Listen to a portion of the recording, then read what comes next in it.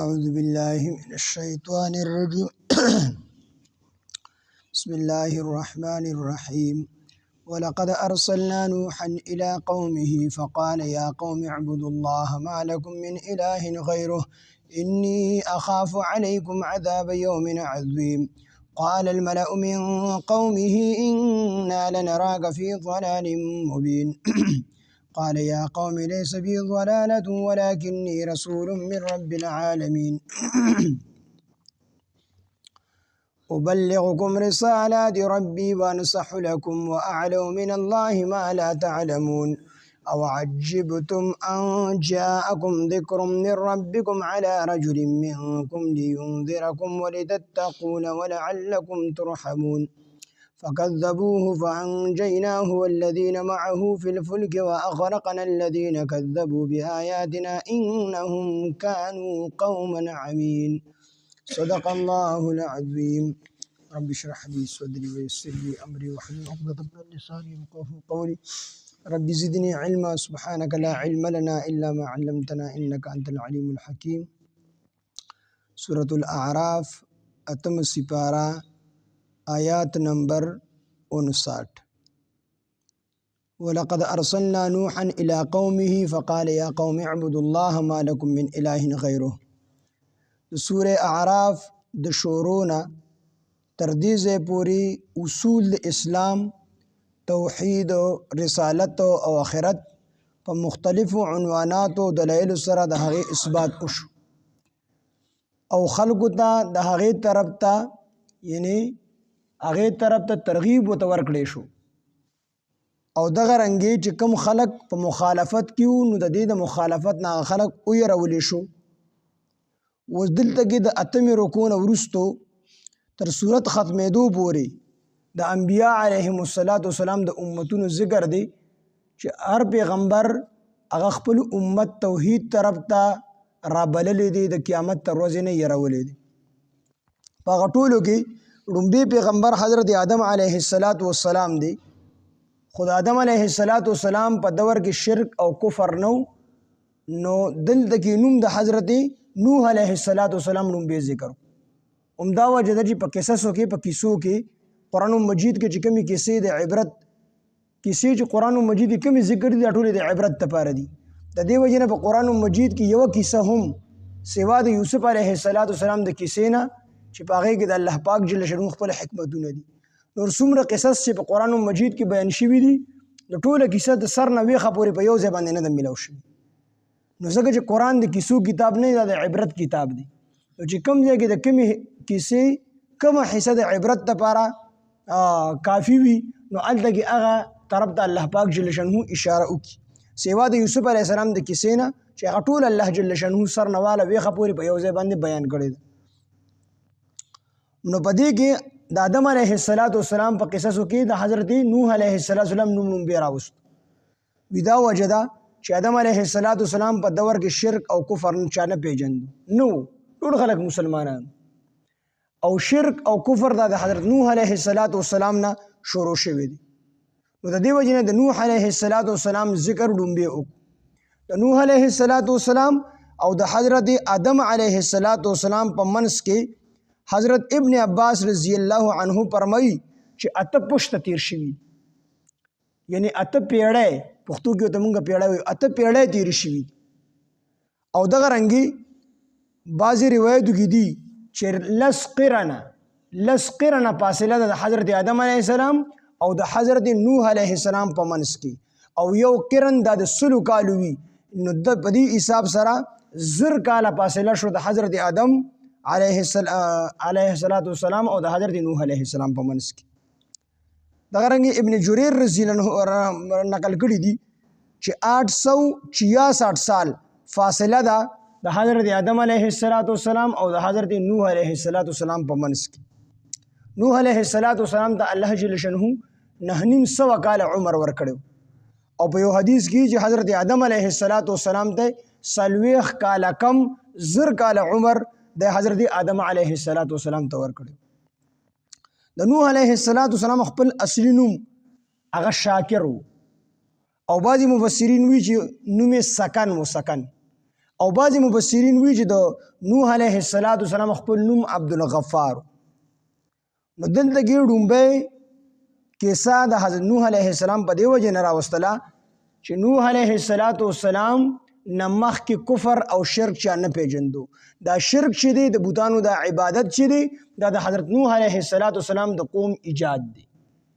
او بیا نوح علیه السلام د ادم اصغر یا ادم ثانی ویلی شي ځکه دا دنیا چې وه دا د نوح علیه السلام په دور کې چې کوم دی روانه شوي وه، یعنې خلک ټول ختم شوي، صرف 80 کسان پاتې شوي. نو د 80 کسانو الله پاک جل شانه دوباره دنیا پیدا کړل. نو د دې وجه نه حضرت نوح علیه السلام د ادم ثانی یا ادم اصغر وړوکی ادم علیه السلام د حضرت نوح علیه السلام ته وي. نو دلته د نوح علیه السلام کې سره دې دپاره ذکر کړله چې پیغمبرانو علیهم السلام خلق توحید طرف ته رابللي دي. ځکه د دې صورت د سوره اعراف اکثره حصہ د توحید او رسالت او آخرت دا پکې بیان شو. نو دلته کې الله جل شانه د حضرت نوح علیه السلام واقعا بیانې لقد ارسلنا په تحقیق سره مونږ لېږلی وو نوح علیه السلام الی قومه خپل قوم ته، یعنې د نوح علیه السلام قوم ته مو لېږلی وو. وي د دې نه دا خبره هم ثابته شوله چې حضرت نوح علیه السلام د ټولې دنیا پیغمبر نه و بلکې صرف خپل قوم ته راغلی و، د خپل قوم پیغمبر و، عالمي پیغمبر نو. لقد ارسلنا په تحقیق سره مونږ لېږلی وو نوح علیه السلام الی قومه خپل قوم ته. فقال نوح علیه السلام وفرمیل یا قومي ای زما قومه اعبدوا الله تاسو عبادت کوئ د الله تعالی. د عبادت ترغیب ولا په دې باندې ورکو چې دې قوم د بوتانو عبادت کې مبتلا وو او بوتان دا 15 کسانو نیکان کسان تیر شي او اوږده واقعه د ان شاء الله بیا به سوره نوح کې چې کوم دی راشي. نو دی بیا شیطان ورته دغه تصویرانو چل او خو د خلک هغې پسې خپو. نو ورته وی چې تاسو خپه د دې تصویران جوړ کړئ. د هغې تصویران یې جوړ کړو او هغې ته به یې کتل دا ډېر نیکان کسان. بیا ورو وخت چې تېرېدو نه هغه نور نسل یې راغی. نور نسل ته وی چې ستاسو مشران خو به د دې بوتانو عبادت کو، تاسو هم د دې عبادت کوئ. په دې چل باندې د حضرت نوح علیه السلام قوم هغوی د بوتانو عبادت شروع. د یو بوت نوم ودو،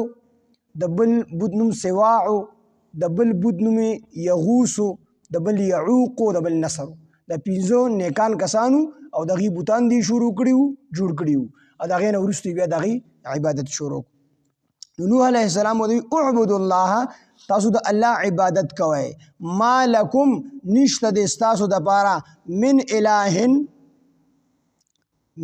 اله بل څوک اله غیره سوا د هغه نه، یعنې د الله نه. تاسو د هغه یو الله عبادت کوئ او د هغې اله نه علاوه بل هېڅ څوک ستاسو اله نشته، صرف د هغه عبادت کوئ. نوح علیه السلام فرمیل انی اخافو بېشکه زه ویریږم علیکم په تاسو باندې عذاب یوم عظیم د عذاب د ورځې لویې نه، د عذاب یوم عظیم د لویې ورځې نه. هغه لوی عذاب چې په تاسو باندې کوم را روان دي زه د هغې نه یریږم نه، د دې وجې نه تاسو د خپل یو الله عبادت کوئ. نو د یوم عظیم نه مراد یا قیامت دی او یا طوفان نوح دی، دواړه ته مراد کېدلی شي. چې زه دې خبرې نه یریږم چې تاسو باندې به طوفان راشي، عذاب به در باندې دنیا کې الله راولي، یا دا چې په دنیا کې درته الله صبر وکړي نو په آخرت کې خو خامخا به در باندې الله عذاب راولي. نو د دې وجې نه تاسو د یو الله عبادت کوئ. قال الملأ نو اویل سردارانو من قومه د ده د قوم، یعنې د نوح علیه السلام د دغې قوم چې کوم سردارانو کوم غټان خلک وو نو هغې څه ووي، هغې دا خبره وکړه انا لنراکا بېشکه مونږ وینو خامخا تا لره فی ضلال مبین په ښکاره ګمراهۍ کې. نوح علیه السلام یو الله طرف ته راوبلل، دغې قوم چې کوم سرداران وو هغې ورته وی چې مونږ خو تا په ګمراهۍ کې وینو. او دی د دې وجې نه وی چې نوح علیه السلام نه یو پیغور غونته کې ورکو چې مونږ خو په خپل زوړ دین باندې یو، د خپل پلار نیکه په دین باندې یو، او تا د خپل پلار دین د خپل پلار او د نیکه دین دې پرېښی دی، نو د دې وجې نه ته په ګمراهۍ کې. نو قال الملأ نو اویل سردارانو من قومه د قوم یعنی د نوح علیہ السلام د قوم انا لنراک بشک مونږ خامخا وینو تعالی را فی ضلال مبین په ښکاره ګمراهۍ کې چې ستا نیکه مشران چې څومره تیر شوي دي هغوی په یو دین باندې وو دا پکې بل دین راوستو هغوی د بوتانو عبادت کو او دغې نیکانو سړو د بوتانو عبادت دی کو او ته چې کوم دی یو الله طرف ته خلق رابلې قاله نو نوح علیہ السلام فرمایل یا قومي ای زما قومه لیس بی ضلالت نشته دی په ما باندې لیس بی نشته دی په ما باندې ضلالت هیڅ قسمه گمراهي په ما باندې گمراهي نشته دی ولکنی رسول لیکن زه رسول یما زه قاصد یما من رب العالمین د رب العالمین د طرفنا من رسول زرا لېږلی شوی یما من رب العالمین د رب العالمین د طرفنا یعنی زه چې تاسو ته کومې خبرې کوم دا زه د خپل سوچ او سمجھ نه کوم دا زه د الله د طرف نه پیغمبر را لېږلی شوی ما نو دا خبرې راته الله چې کوم دی ښودلي دي چې داسې داسې کوه نو زه چې تاسو د یو الله عبادت ته رابلم په خپل سمجھ او سوچ سره مونه رابلم بلکې د الله د طرف نه راغلی یم د دې وجې نه تاسو د دغې ګمراهۍ نه راوباسم ابلغکم چې زه ورسوم تاسو ته رسالات ربي د خپل رب پیغامات د خپل رب حکمونه درته ورسوم وانصح لكم او زه خیر خواهی کوم ستاسو سره یعنی زه کو تاسو سره پیغامات را رسوم په دې کې زما د دنیا هیڅ قسم لالچ نشته دی او زه چې کوم دین تاسو ته را رسوم نو زما پکې هیڅ قسم د دنیا لالچ نشته دی نه پکې د الله پاک څه غرض شته دی خو ستاسو خیر خواهی چې کوم دی په سر باندې راغستې ما او زه ستاسو خیر خواهی لټوم نو د دې وجې نه د خپل رب پیغامات تاسو ته را رسوم چې ستاسو خیر خواهی مې په زړه کې ده ابلغکم زه رسوم تاسو ته رسالات ربي د خپل رب پیغامات د خپل رب حکمونه وانصح لکم او زه خیر خواهی کوم ستاسو وانصح او زه خیر خواهی کوم لکم ستاسو واعلم او زه پوهیږم زه پوهیم من الله د الله د طرف نه ما په هغه څه باندې لا تعلمون چې تاسو پرې نه پوهیږئ نو دا تاسو چې په کوم څیز کې مبتلا یې نو زه په دې خبره پوهیم خو د دې نه زه تاسو منع نه کوم نو دنیا کې به در باندې الله عذاب راولي نو به مو دنیا تباه و برباد شي دنیا به مو روانه شي او به مو آخرت تباه و برباد شي نو زه دا خبره اینم اعلم زه پوهیږم من الله د الله د طرف نه یعنی زه د الله د طرف نه پوه شویم په دې خبره باندې نو زه تاسو ته کوم پیغامات را رسوم کوم نصیحت تاسو ته کوم د دې وجې نه کوم چې تاسو په دنیا او د آخرت نقصان دي کو چې تاسو په دنیا کې هم د عذاب نه بچ شئ نو آخرت کې هونه شي بچ کېدلی نو هغه سخت ما ته مخې لري په هغې زه پوهه شوی یم او تاسو په هغې باندې نه پوهه شوي د دې وجې نه تاسو ماله رټ رټ جوابونه راکوئ واعلم زه پوهېږم من الله د الله د طرف نه ما په هغه څه باندې لا تعلمون چې تاسو نه پوهېږئ قیامت تاسو هغې نه انکار کوئ هغه د سره منی نه په هغې پوهېږئ نه او زه پرې پوهه شوی یم او عجبتم آیا تاسو تعجب کوئ ان جاءکم په دې خبره باندې چې راشي تاسو ته ذکر نصیحت من ربکم تاسو د رب د طرف نه علی رجل په واسطه د یو سړي منکم لتاسو چې تاسو د جنس نه وي اصل کې دا د یو اعتراض جواب دی دی حضرت نوح علیه السلام ته ووایي چې ته الله پیغمبر جوړ کړی چې ته پیغمبر جوړولې نو فرشته ولې نه رالیږله او دا مخې ته تیر شوي دي نبي علیه السلام ته هم خلکو دا ویلي چې ته پیغمبر رالیږلې نو فرشته ولې نه رالیږله چې فرشته رالیږلې وي نو فرشته به موږ ته چې کوم دی وعظ او نصیحت کړو د هغې مخکې جوابات شوي دي چې فرشته الله په دې وجه نه ده رالیږلې چې یو خدا چې فرشته څوک په اصلي شکل کې نشي لیدلی یو خدا فرشته په اصلي شکل کې انسان نشي برداشت کولی او کو انسان ورته وګوري دی بېهوشه کېږي نو یا خو به الله دا فرشته په خپل اصلي شکل کې رالیږي نو خو د انسان د وس کار نه دی انسان بېهوشه کېږي برداشت پکې نشته دی داسې خو نشي کېدی نو دویم صورت یې دا ده چې فرشته الله رالیږي نو په انساني شکل کې به رالیږي نو چې په انساني شکل کې فرشته رالیږي نو بیا به دا خلک اعتراض کوي چې دا خو انساني شکل زموږ په شان د انسان خوراک او څښاک کوي غوښتل او دغه رنګې خرڅول کوي سکل کوي کاروبار کوي ته خو بیا زموږ په شان د انسان شوي نو بیا د دې اعتراض چې کوم دی پاتې کېږي نو فرشته او بل دویمه خبره ده چې انسان د فرشتې نه نفع نشي حاصلولی زه په ده باندې یره راځي ګبراهټ پې راځي د پیرینو انسان دومره پیدا نشي حاصلولی. نو انسانانو کې الله د دې وجې نه پیغمبران را لېږلي دي چې انسانانو نه دا پیریان هم په دې باندې روب نه راځي، نو پیریان دې هم نفع حاصلولی شي او دغه رنګ انسانان هم د انسان نه نفع حاصلولی شي. نو الله جل شانه دی حضرت نوح علیه السلام ته وی چې فرشته ولې الله نه را لېږل چې ته را لېږلې. نو هلکه فرشتې نه به تاسو څنګه نفع حاصله کوئ؟ تاسو خو بیا دا اعتراض کوئ چې فرشته خوراک سکاک نه کوي، اخیستل خرڅول نه کوي. نو موږ ته چې کومې خبرې کوي نو دی خو دا حکمونه پوره کولی شي، خو موږ خو انسانان یو، موږ سره خو انساني ضروریات لګېدلي دي، نو موږ به دا حکمونه څنګه پوره کړو؟ نو د دې وجې نه الله انسان راولېږو چې زه ستاسو په شان د انسان یم. نبی علیه السلام تجارت هم کړی دی، خلکو ته خوري تجارت په داسې کوي او د تجارت سره سره د الله احکامات پوره کړي. نو دې اعتراض وکړو په نوح علیه السلام باندې چې فرشته ولې نه را لېږله. نو د هغې جواب کې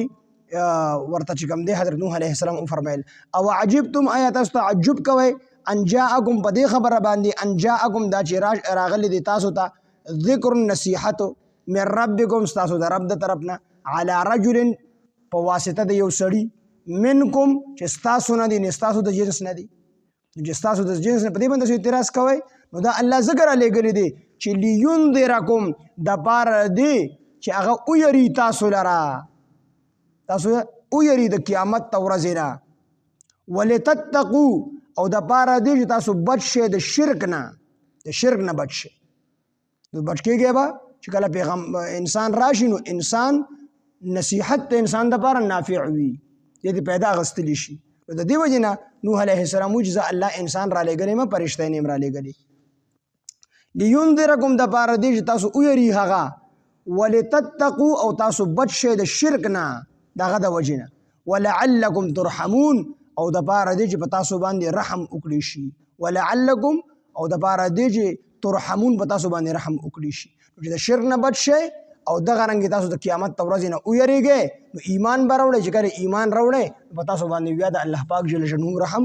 خامخا کېږي. فکذبوه نو دوی دروغ وګڼل، یعنی دروغ نسبت وکړو هو د لره یعنې نوح علیه السلام ته. فکذبو دی دروغ وګڼو هو نوح علیه السلام لره، دروغ نسبت ورته وکړو. نو فانجیناه نو الله فرمایي فانجینا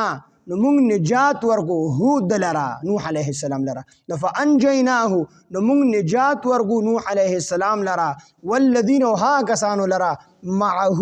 چې د ده سره وو فی الفلک په کشتۍ کې، څوک چې سره په کشتۍ کې وو نو هغې ته موږ نجات ورکو. واغرقنا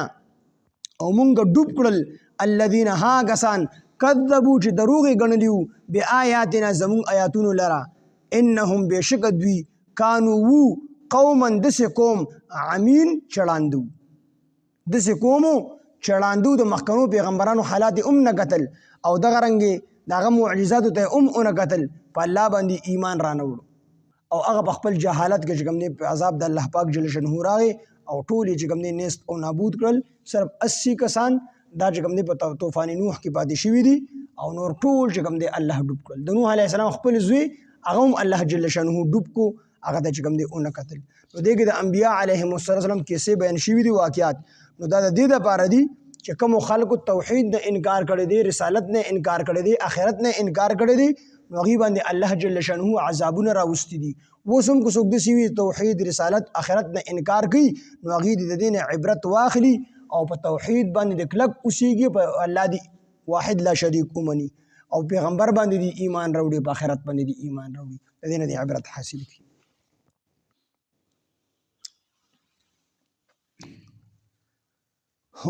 لقد ارسلنا په تحقیق سره مونږ لېږلی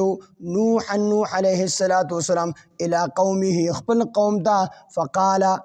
نو نوح علیه السلام وفرمیل یا قوم ای زما قومه اعبدوا الله تاسو عبادت کوئ د الله تعالی ما لکم نشته د ستاسو دپاره من اله بل څوک اله غیره سوا د هغه نه یعنې د الله نه انی اخافو انی بیشک اخافو زو یریږم علیکم په تاسو باندې عذابا د عذاب یوم عظیم ورځې لویې نه چې یا د قیامت مراد ده او یا د یوم طوفان مراد ده، په کومه ورځ چې طوفان راغلی. قال الملأ نو اویل سردارانو من قومه د قوم یعنی د نوح علیه السلام د قوم انا لنراکا بیشک منگ خامخا وینو تعالی را فی ضلال مبین پخکارا گمراہے گے قالا نو فرمائل حضرت نوح علیہ السلام یا قومی اے زما قوما لیس بی ضلالت نشت دے پما باندے لیس بی نشت دے پما باندے ضلالت حس گمراہی ولیکنی لیکن زو رسول راگل را لے گلی شویم رسول من رب العالمین د رب العالمین د طرفنا ابلغکم چې ارسوم تاسو ته رسالات ربی د خپل رب پیغامات د خپل رب حکمونه وانصح لکم او زه خیر خواهی کوم په تاسو باندې واعلم او زه پوهیږم من الله د الله د طرفنا ما په هغه څه باندې لا تعلمون چې تاسو به نه پوهیږئ او عجبتم آیا تاسو تعجب کوئ په دې خبره باندې ان جاءکم دا چې راغلی دی تاسو ته ذکر النصیحت من ربکم ستاسو د رب د طرفنا علی رجل په واسطه د یو سړي منکم چې له تاسو نه دی مراد د نوح علیه السلام ځان دی چې نوح علیه السلام دی وی خو انسان راغلی دی مونږ ته فرشته ولې نه راتلله نو نوح علیه السلام دغه جواب ورکوي علی رجل بواسطه د یو سړي منکم چې لتاسو ندی نستاسو د جنس ندی انسان دی در دې د پار راغلی دی لینذرکم د پار دی چې او یری تاسو لرا ولتتقوا او د پار دی چې تاسو بچ شئ د شرک نه ولعلکم ترحمون او د پار دی چې په تاسو باندې رحم وکړي شي فکذبوه نو دی دروغ وګڼو هغه لرا یعنی نوح علیہ السلام دے دروغ نسبت کو فانجیناہ نو مونږ نجات ورکو هغه ته یعنی نوح علیہ السلام تا والذین او ها کسانو ته معه چې د سره د نوح علیہ السلام سره فل فلک په کشته کې واغرقنا مونږ ډوب کړل الذین ها کسان کذبوا چې دروغي ګڼلیو بیااتنا زمون آیاتنا انهم کانوا قوما عمین انهم بشکدوی کانوا قوما یو دسی قوم عمین چڑاندو لقد ارسلنا نوحا الى قومه په تحقیق سره مونږ لېږلی نوح علیه السلام خپل قوم دا فقال یا قوم اعبدوا الله نو وی فرمایل چې زما قوم عبادت کوئ د الله تعالی ما لکم من اله غیره نشته د ستاسو دپاره بل اله سوا د هغه نه انی اخاف علیکم بیشک زو یریګم په تاسو باندې عذاب یوم عظیم د عذاب دروازې لوینا قال الملأ نو ویل سردارانو من قومه د قوم انا لنراک فی ضلال مبین چې بیشک مونږ خامخا وینو تعالی را بخکاره گمراهیږي قال نو نوح علیہ السلام او فرمایل یا قوم زما قوما لیس بی ضلالت نشت دی په ما باندې هیڅ قسمه گمراهی ولکنی رسول من رب العالمین لیکن زیم رسول د رب د طرف نه را لېږلی شوی ابلغکم چې ورسوم تاسو ته رسالات ربی د خپل رب پیغامات د خپل رب حکمونه وانصح لكم او زه خیر خواهی کوم په تاسو باندې واعلم من الله ما لا تعلمون او زه پوهیږم د طرف ته الله تعالی نه ما په هغه څه باندې لا تعلمون چې تاسو به نه پوهیږئ او عجبتم آیا تاسو تعجب کوئ ان جاءکم ذکر من ربکم په دې خبره باندې چې راغلی دی تاسو ته نصیحت ستاسو د رب د طرف نه علی رجل په واسطه د یو سړي منکم چې ستاسو له جنس نه دی نه د انسانانو نه دی لینذرکم د پاره دی چې او یری تاسو لرا ولتتقوا بچ تاسو ولعلکم ترحمون او په تاسو باندې رحم وکړي شي فکذبوه نو دی دروغ وګڼو هغه لره نوح علیه السلام لره فانجیناه نو موږ نجات ورکو هغه ته والذین ها کسانو ته معه چې د سره وو فی الفلک په کشته کې واغرقنا الذین کذبوا او موږ غرق کړل ها کسان چې دروغ ګڼلی بیا آیاتنا زمون آیاتونه انهم کانوا قوما عمین بیشک وو دوی داسې قوم چړاندو سبحان الله وبحمده سبحانك اللهم وبحمدك اشهد ان لا اله الا انت نستغفرك ونتوب اليك سبحان ربك رب العزة عما يصفون سلام على المرسلين والحمد لله رب العالمين